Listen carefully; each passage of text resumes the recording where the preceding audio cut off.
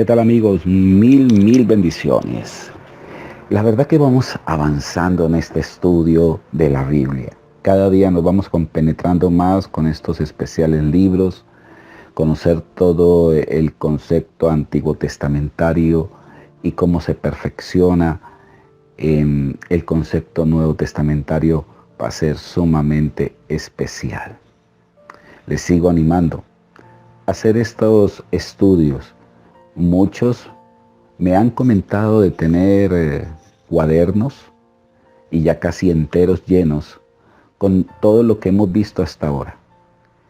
Eso significa y da a entender el gran interés que muchos tienen por aprender lo que es la dimensión profunda de la palabra de Dios, que no es otra cosa sino la voluntad de Dios, el corazón de Dios. Hoy comenzamos con el tercer libro escrito por Moisés, que hace parte del Pentateuco y a la misma vez que hace parte de la Torá judía. Recordemos que el libro sobresaliente del pueblo judío se llama la Torá. ¿Qué es la Torá? Es lo que nosotros comúnmente le llamamos el Pentateuco, es decir, los 5 libros escritos por Moisés. Génesis, Éxodo, Levítico, Números y Deuteronomio. La palabra Levíticos en el hebreo significa Vayikra. Vayikra, que en el hebreo es y llamó. Es un libro concerniente a todo el papel sacerdotal. En este libro se va a revelar plenamente a Jesús sacrificado, a Jesús en la cruz. Vamos a ver también una palabra muy continua, 45 veces estaremos leyendo la palabra expiación, que significa encubrir, para que usted lo pueda tener como referencia.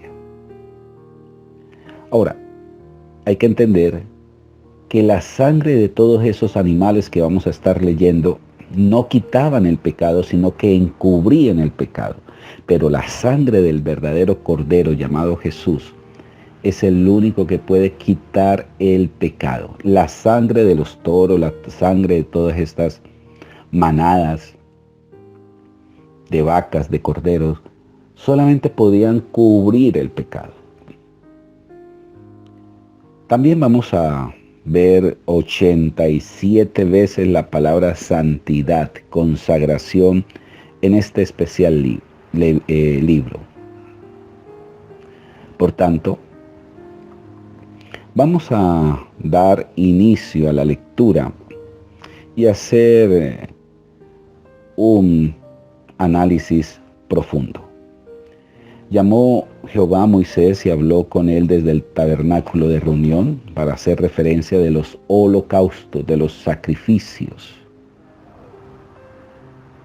La palabra holocausto es la palabra hebrea olá, que significa lo que sube, lo que sube. Y sigue diciendo en este verso 2, habla a los hijos de Israel y diles, cuando alguno de entre vosotros ofrece ofrenda a Jehová, bien sea de ganado, vacuno, de oveja, ustedes van a hacer estas ofrendas.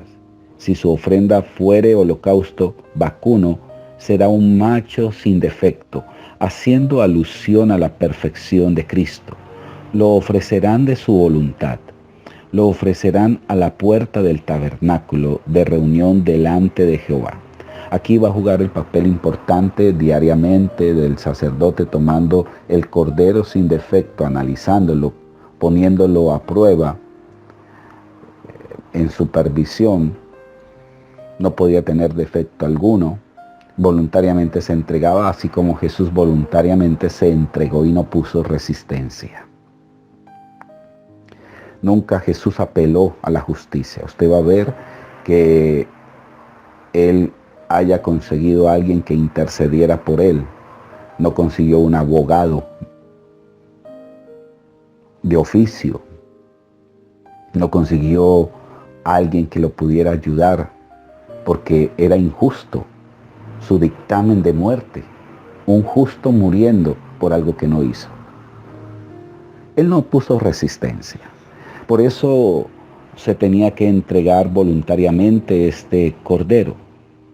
Lo especial, como dice en el verso 4, y pondrá sus manos sobre la cabeza, es decir, que al entregar yo el cordero, yo colocaba mis manos sobre la cabeza del cordero, haciendo referencia sobre la ley de transferencia, es decir, mi pecado pasándose al cordero, y ese cordero es el asignado para recibir el juicio de Dios, porque el pecado se zafó de mí y se transfirió en aquel cordero. Eso pasó con Jesús.